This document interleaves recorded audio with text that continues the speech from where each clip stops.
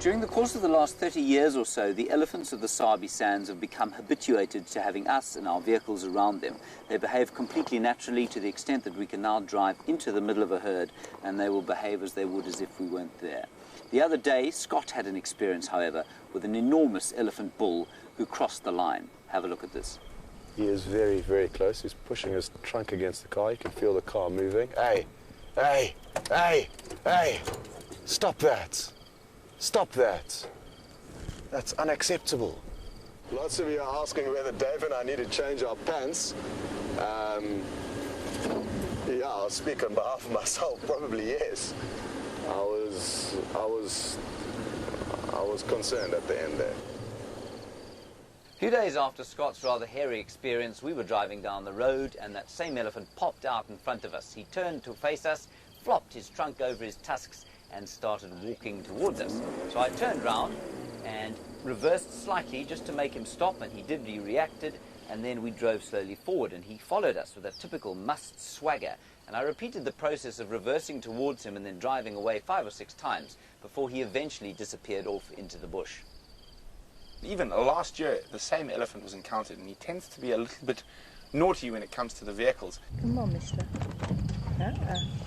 Come on.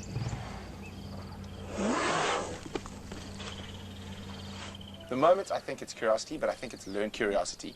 I think people have probably just been a little bit too blasé with him in the past. Wow.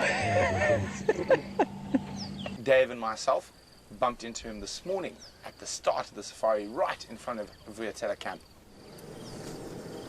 Yes, you're very big. Hey! There we go. As I saw him sort of change his body language, change his stature, he was coming towards us. I stopped the car and I whacked the side of the car and said, hey! So it's very important to read elephant behavior like that. And now he'll think twice before playing with a car again. So a lot of those situations that people get into that become dangerous can be avoided by understanding elephants. Now, my opinion on this particular Eddie Bull's behavior is exactly the same as Brent's, and that is there's no aggression in what he's doing, but he has learned a certain degree of curiosity. And what he's done is he's actually started going past that personal space barrier that most animals have with the vehicle. Stop it. This is where a wild animal becomes dangerous, when it loses that sort of, not natural fear, but that sort of natural wariness of a vehicle or of a human on foot.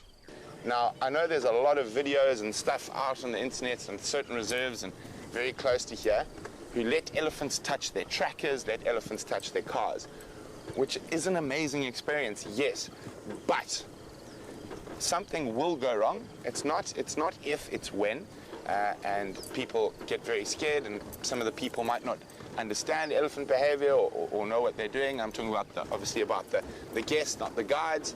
And someone screams, shouts, moves in the wrong way, and that elephant gets even more agitated and someone gets hurt. And of course we don't want that. He's a beautiful big bull in his prime, so just teach him a little bit of etiquette.